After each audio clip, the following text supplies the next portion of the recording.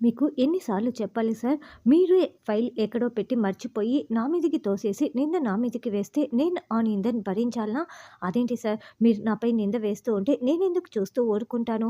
ఏది ఏమైనా తప్పు మీరే చేశారు అని సోని మాట్లాడుతూ ఉంటే, సోని అంటూ యువరాజు సోని చెంప పగలగొడతాడు. అప్పుడే కౌశికి అక్కడికి వచ్చి, యువరాజు ఏం చేస్తున్నావు? సోనీని ఎందుకు కొట్టావు? అని కౌశికి నిలదీస్తూ ఉంటుంది. అదే మేడం, మీరు ఇందాకిచ్చిన ఫైల్‌ని నేను సార్ చేతికి ఇచ్చాను.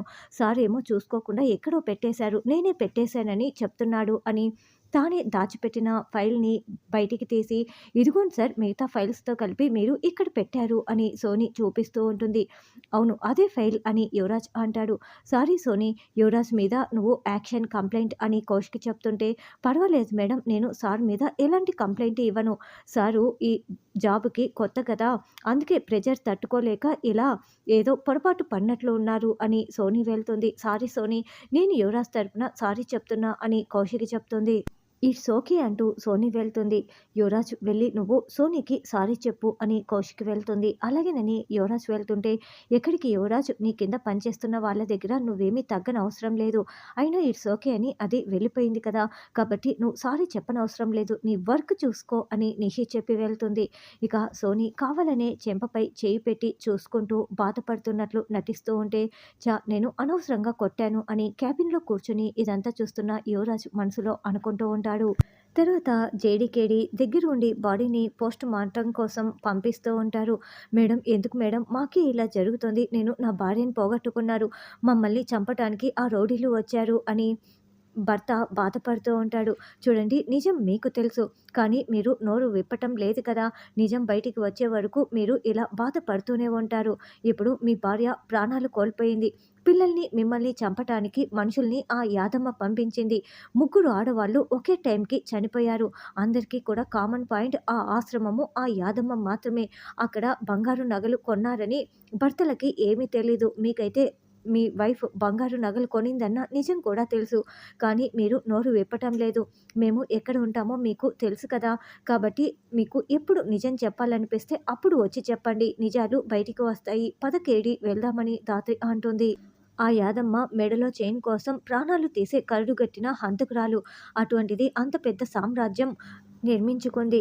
మీరు నిజం చెప్తే ఆవిడ సామ్రాజ్యం కూలిపోతుందని తెలిసి మిమ్మల్నైతే ప్రాణాలతో ఉండనివ్వదు. మీరేమో నిజం చెప్పటం లేదు. సరే, మేము వెళ్తున్నాం అని జేడీ వెళ్తూ ఉంటే, మేడం, మా వైఫ్ కొన్నది దొంగ నగలు మేడం అని అతను చెప్తాడు. దొంగ బంగారమా అని జేడీకేడీ చాలా షాకింగ్‌గా అడుగుతూ ఉంటారు. అవును మేడం, మొదట్లో ఆశ్రమానికి అప్పుడప్పుడు వెళ్ళేది. తర్వాత ఎక్కువగా వెళ్ళటం మొదలుపెట్టింది. ఒకరోజు ఒక నెక్లెస్ కొనుక్కు వచ్చింది మేడం. ఎక్కడిదని అడిగితే, నేను తక్కువ రేట్‌కి కొనుక్కున్నాను అని చెప్పింది మేడం. తర్వాత ఒక నెక్లెస్ కాస్త బంగారు గాజులు, జుంకాలు చాలా వరకు కొనింది మేడం. అసలు ఇంత బంగారం కొనడానికి నీకు డబ్బులు ఎక్కడివని నేను చాలా బాగా నిలదీశాను మేడం. ఇవి దొంగ బంగారం, అందుకే తక్కువ రేట్‌కి ఇస్తున్నారని నాతో గొడవ పడడం మొదలుపెట్టింది.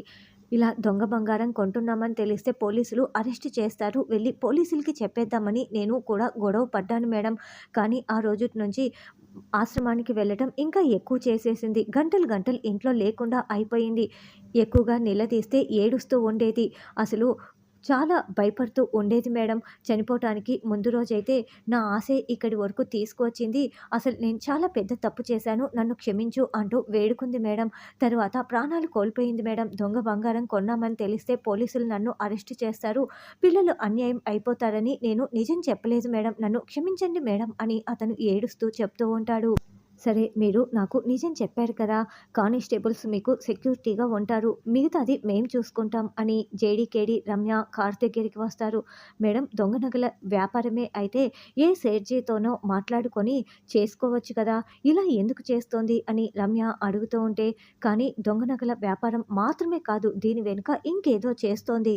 తవ్వినప్పుడు మూటని బయట తీశాం కదా! అప్పుడు చేతికి ఏదో మెత్తగా తగిలింది. ఈ దొంగ నగల వెనుక ఏదో దాగి ఉంది. దానిని మనం కనిపెట్టాలి. ఆ ఆశ్రమం లోపలికి వెళ్తేనే అన్నీ బయటికి వస్తాయి అని ధాత్రి చెప్పటంతో, కానీ హోమ్ మినిస్టర్ అడ్డుకుంటాడు కదా మేడం అని రమ్య అంటే, చెప్పి వెళ్తేనే కదా అడ్డుకునేది.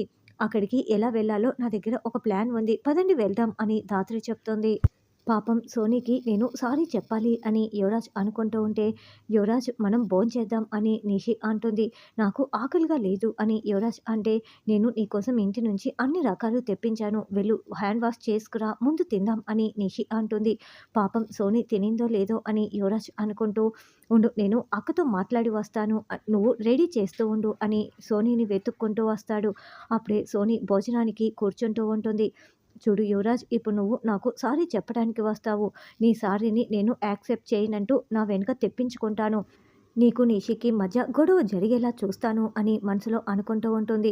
సోనీ సోనీ అని యువరాజ్ రావటంతో, నాకు ఆకలిగా లేదు అంటూ సోనీ ఫ్రెండ్కి చెప్పేసి వెళ్తూ ఉంటుంది. ఆగు సోనీ, నేను అనవసరంగా కొట్టాను, సారీ నన్ను క్షమించు అని యువరాజ్ అంటే, మీరు పెద్దవాళ్ళు, నేను ఇట్స్ ఓకే అని చెప్పాను కదా సార్, మీ సారీ నాకేమీ అవసరం లేదు అని సోనీ చెప్తుంది. చూడు నేను నిజంగానే సారీ చెప్తున్నా, నువ్వు ఇప్పుడు నన్ను క్షమించకపోతే నాకు అన్నం కూడా తినాలనిపించటం లేదు. ఇట్స్ ఓకే, నన్ను క్షమించానని చెప్పు అని యువరాజ్ చెప్తుంటే, సరే సార్ నేను మీ సారీని యాక్సెప్ట్ చేస్తాను. అయితే మీరు నాతో కలిసి భోంచేయాలి అని సోనీ అంటుంది. నీతో కలిసి భోంచేయడమా అని యువరాజ్ అంటాడు. ఓ మాలాంటి వాళ్ళతో మీరు భోంచేయరు కదా, సరే సార్ మీ సారీ చెప్పేశారు కదా, ఇక వెళ్ళిపోండి అని సోనీ అంటే, లేదు లేదు నీతో కలిసి భోంచేస్తా అని యువరాజ్ అంటాడు. కూర్చోండి సార్, నేనే పలావ్ తయారు చేసి తీసుకొచ్చాను అని వడ్డిస్తూ ఉంటుంది. యువరాజ్ తినబోతూ ఉంటే, ఇంకా యువరాజ్ రాలేదని వెతుక్కుంటూ, వదిన కూడా ఇక్కడ క్యాబిన్లో లేదే అని నిషి అక్కడికి వచ్చి, యువరాజ్ ఏంటి దీంతో కలిసి భోంచేస్తున్నావు, నీకోసం నేను అక్కడ రెడీ చేస్తుంటే అని గట్టిగా అరవటంతో స్టాఫ్ అందరూ వచ్చి షాకింగ్గా చూస్తూ ఉంటారు.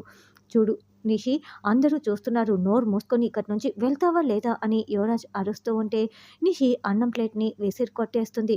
నోరు మూసుకొని వెళ్ళు అని యువరాజ్ గద్దించటంతో ఛీ అంటూ నిషి వెళ్తుంది. నిషి గారు చూడకముందే వెళ్ళిపోమంటే, చూడండి సార్ మీరు వెళ్ళిపోలేదు, ఇప్పుడు ఏం జరిగిందో అని సోనీ తెగ నటిస్తూ ఉంటుంది. తర్వాత యాదమ్మ రౌడీ చెంప పగలగొడుతుంది. ఆ మళ్ళీ నాకు చాలా నమ్మకస్తుడు, వాడి ప్రాణాలు పోయేలా నువ్వు ఒక్కడివే పారిపోయి వచ్చేసావు. వాడు నా గురించిన నిజం చెప్పకూడదని సైనైడ్ మెడలో పెట్టుకొని తిరుగుతున్నాడు. వాడు నిజం చెప్పకుండా పోలీసులకి దొరికిపోకుండా ప్రాణాలు కోల్పోయాడు. నేను మల్లిని కోల్పోయినందుకు చాలా బాధపడుతున్నాను అని యాదమ్మ బాధపడుతూ ఉంటుంది. ఇదంతా ఆ జేడి కేడి వల్లనే. చూడు నన్ను జైలుకు పంపించింది, అయినా కూడా నేను బాధపడలేదు. ఇప్పుడు నా సామ్రాజ్యాన్ని కూలదోయాలని చూస్తుంది జేడి, నిన్ను వదిలిపెట్టను అని యాదమ్మ అనుకుంటూ ఉంటుంది. దాత్రి, ఇప్పుడు నువ్వు రమ్య లోపలికి వెళ్తారు, కానీ ఆ ఆడవాళ్ళని నమ్మడానికి 2-3 వీక్స్ పడుతుంది కదా, కానీ మిమ్మల్ని ఎలా ఒక్క రోజులోనే నమ్మి వాళ్ళు చేస్తున్న దందా ఏంటో మీకు ఎలా చెప్తుంది అని కేదార్ అడగటంతో, అది ఏదో ఒక విధంగా నమ్మేలా నేను చూసుకుంటాను కేదార్. రమ్య రెడీగా ఉన్నావు కదా, నువ్వు వాళ్ళని కొట్టేసి వాళ్ళ వేషంలో లోపలికి వచ్చేసేయి కేదార్. ఇప్పుడు మన దగ్గర ఫోన్లు కూడా ఉండవు, ఎందుకంటే వాళ్ళు అలో చేయరు కాబట్టి మనం జాగ్రత్తగా ఉండాలి అని ధాత్రి రమ్య ఆ ఆశ్రమం లోపలికి వస్తూ ఉంటారు. చూడండి మనకు ముగ్గురు ఆడవాళ్ళు తగ్గారు, ఎంక్వైరీలు చేయటానికి సమయం లేదు కాబట్టి ముగ్గురు ఆడవాళ్ళని రెడీ చేయండి, మళ్ళీ వాళ్ళ ఫ్యామిలీని సిటీ దాటించేయండి. జేడీ ఆఫీస్లో ఎప్పుడు ఏం జరుగుతుందో నాకు మొత్తం తెలియాలి అని యాదమ్మ చెప్తుంది. మేడం, మన సరిత ఇంటికి వచ్చిన రౌడీలు మేడం వాళ్ళు అని రమ్య చెప్పటంతో, జాగ్రత్త, గుర్తుపట్టకుండా ముసుగు కప్పుకో అని ధాత్రి చెప్తుంది. ఆగండి, ఎవరు మీరు అని రౌడీ నిలదీస్తూ ఉంటే, మేము ఆశ్రమం లోపలికి వెళ్ళాలండి, మాతాజీని కలవాలి అని ధాత్రి రమ్య చెప్పి మెల్లగా తప్పించుకొని లోపలికి వచ్చేస్తారు. వాళ్ళని ఎక్కడో చూసినట్లు ఉందిరా అని రౌడీ ఇంకొక రౌడీతో అంటూ ఉంటారు. తర్వాత కేదార్ లోపలికి వస్తుంటే, ఎవరు నువ్వు, ఎందుకు లోపలికి వస్తున్నావు అని రౌడీ నిలదీస్తూ ఉంటాడు. నేను బ్యాక్ సైడ్ ఉన్న సెక్యూరిటీ, నన్ను లోపలికి రమ్మన్నారు అని కేదార్ అబద్ధాలు చెప్తూ ఉంటే, నువ్వేం రానవసరం లేదు, అక్కడికి వెళ్ళిపో అని కేదార్ని లోపలికి రానివ్వడు. ఆ రౌడీ పక్కకు వెళ్ళగానే రౌడీ చూడకుండా కేదార్ మెల్లగా లోపలికి వచ్చేస్తాడు. తర్వాత ధాత్రి రమ్య ఇద్దరు కూడా మాతాజీ దగ్గరికి వస్తారు. మాతాజీ, మొగుళ్ళు పనులకు వెళ్తారు, కానీ ఒక్క నగ కూడా కొనలేకపోతున్నాము, మేము నగలు కొనుక్కోవాలి, ఎన్ని పూజలైనా చేస్తాము, ఎన్ని ఉపవాసాలైనా ఉంటాము, మాకు నగలు కావాలి మాతాజీ, డబ్బులు కావాలి అని అడుగుతూ ఉంటే, దానికి మీరు ఏం చేయాలో నేను చెప్తాను, ఇదిగో నా శిష్యురాలతో వెళ్ళండి, మీరు చాలా నగలు కొనుక్కోవచ్చు, తర్వాత నగలు కొనుక్కుంటే కష్టాలు కూడా వస్తాయి అని యాదమ్మ అంటే, ఎన్ని కష్టాలు వచ్చినా పర్వాలేదు మాతాజీ, మేము నగలు కొనుక్కోవాలి అని ధాత్రి అంటుంది. సరే ఈవిడితో వెళ్ళు అని మాతాజీ చెప్తుంది. ఇక వెళ్తూ ఉంటే ఒక గదిలో నుండి ఒక ఏడుపు వినిపిస్తుంది. అప్పుడు వెంటనే ధాత్రి, నేను వాష్రూమ్కి వెళ్ళాలని మీరు తినని తీసుకువెళ్ళండి. నేను వాష్‌రూమ్‌కి వెళ్ళి మీరు ఉన్న చోటికి వచ్చేస్తాను అని రమ్యని, ఆవిడ్ని పంపించేస్తుంది. ఏంటి ధాత్రి ఒక గదిలో చాలా నగలు చూశాను నేను అని కేదార్ వచ్చి చెప్తూ ఉంటే, ఈ గదిలో నుండి ఏడుపు వినిపిస్తోంది కేదార్ అని తొంగి చూస్తూ ఉంటారు. అక్కడ ఒక లేడీని ఇద్దరు ఆడవాళ్ళు చితక్కొడుతూ హింస పెడుతూ ఉంటాడు. "కొట్టకండమ్మా" అని ఏడుస్తూ ఆవిడ వేడుకుంటూ ఉంటుంది. "ఏంటే నువ్వు 20,000 నగలు కొన్నావు. ₹1,00,000 అవి విలువ చేస్తాయి. కానీ మేము చెప్పిన పని మిగతా 80,000కి చేయాలి కదా! నువ్వు ఈ మాల్‌ని మేము చెప్పిన చోట ఇవ్వాలి" అని వాళ్ళు బెదిరిస్తూ ఉంటారు. "చూడండమ్మా దొంగ బంగారం కొన్నందుకు తక్కువ రోజులు మాత్రమే శిక్ష పడుతుంది.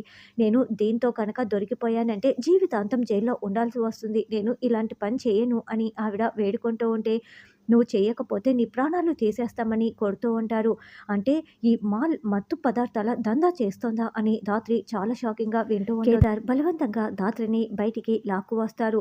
"ఇప్పుడు నువ్వు వెళ్ళావంటే ఆవిడ్ని మాత్రమే కాపాడగలవు. మనం అందరినీ కాపాడాలి. ప్లాన్ ప్రకారం చేయాలి" అని కేదార్ చెప్తాడు. అలాగేనని ధాత్రి అంటోంది. తరువాత నిషి, యువరాజు సోనీ వల్ల గొడవ పడుతూ